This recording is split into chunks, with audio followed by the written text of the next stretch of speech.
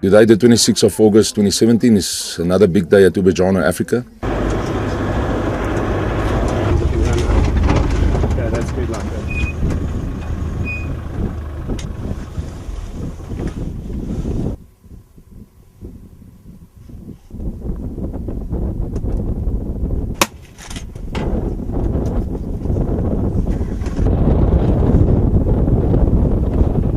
We're gonna knock down 2 rhinos with our vet, Dr. Peter Caldwell, that we're gonna do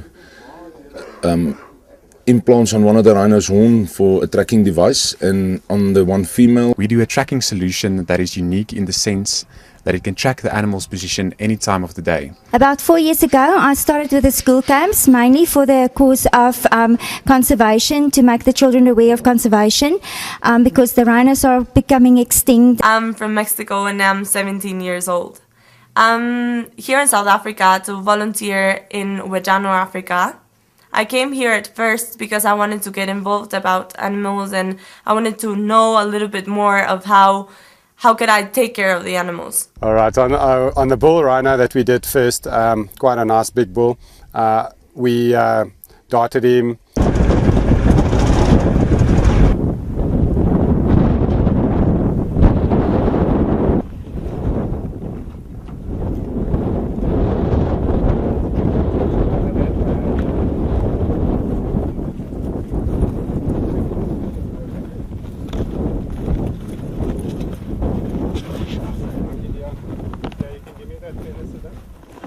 We're also going to do a pregnancy test on the female, and then the specific tag that we're going to put on is, as I said, real time, that we're going to track the animals.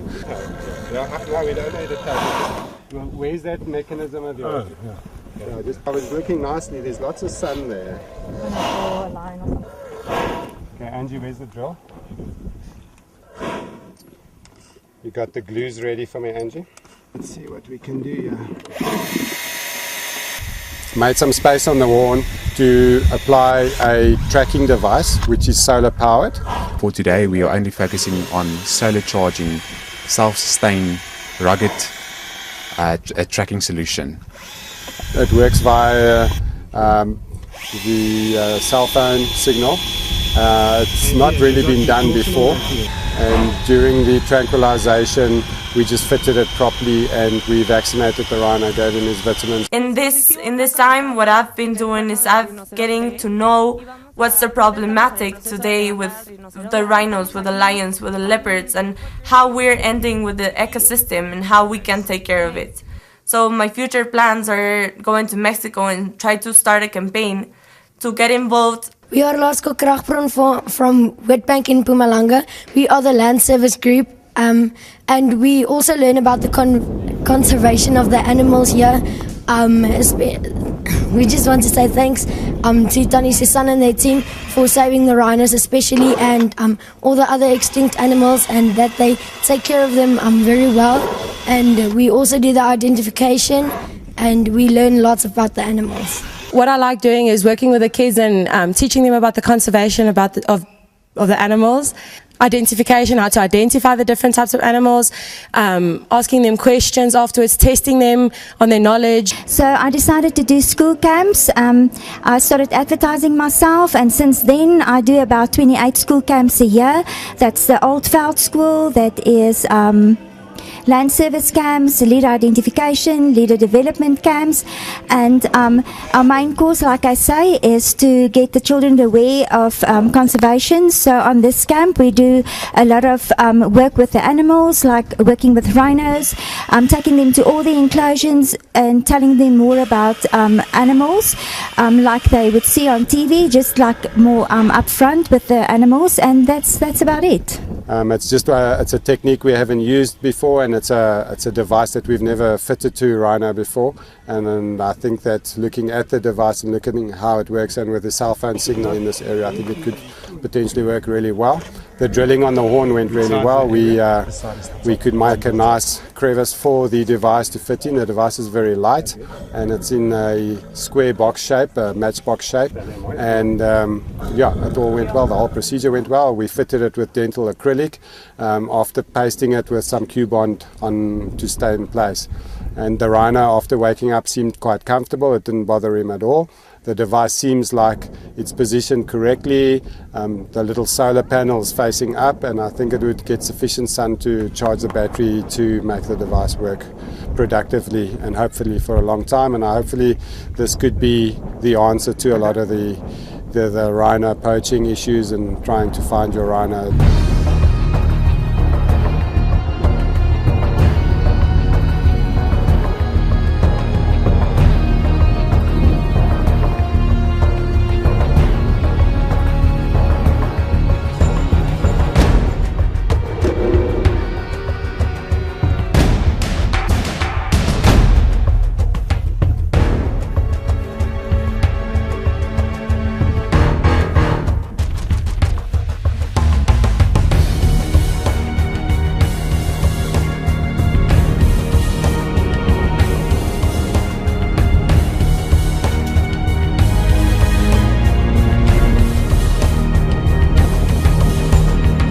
We started 2 years ago with this project, and the main focus was to get a tracking solution that's non-invasive, easy to fit, and can tell you beforehand what's going wrong with your animal.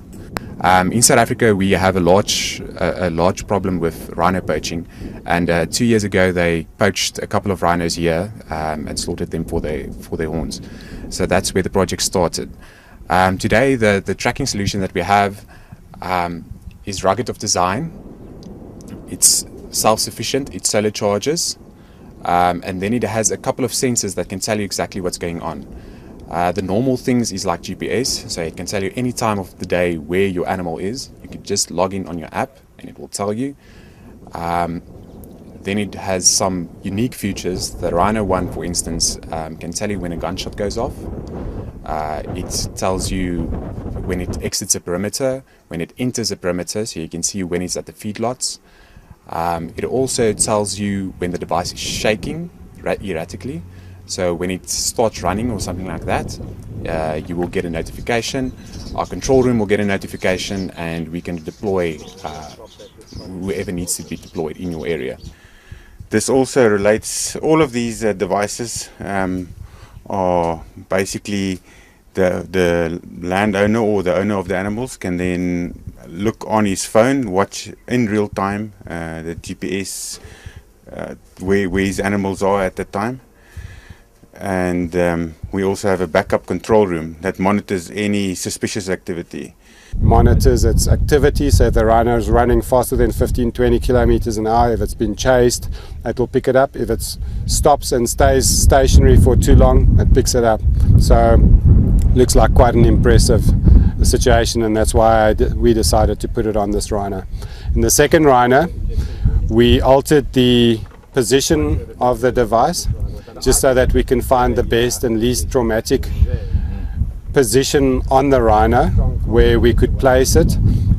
We put it on the ear like we would place an ear tag on an antelope or a buffalo.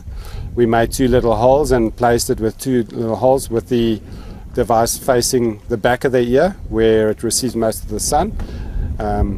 The female was quite a large female. She took a while to go down, but she was very safe, and it was actually perfect positioning because she stood straight up. I think it all went well. The tag works in such a way that if the animal moves too fast, it gives us a signal, an emergency signal that it phones us. Then you've got voice activation on the tag. If the animal is standing still for too long, we get an emergency signal also with voice activation. A third thing on this tag is any loud noises, certain decibels, gunshots that the tag picks up is also going to send us an emergency signal. She woke up well, and it looks like she doesn't bother her. She didn't shake her head. It seems like it's not pulling the ear down, not dragging the ear down. So it's a new invention that we've got on the property now, and state-of-the-art technology on this specific tracking device just to monitor our rhinos in future.